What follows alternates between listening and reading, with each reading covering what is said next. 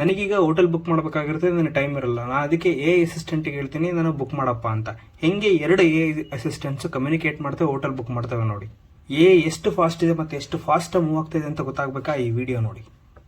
Thanks for calling Leonardo Hotel. How can I help you today?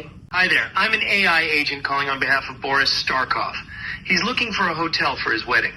Is your hotel available for weddings? Oh, hello there.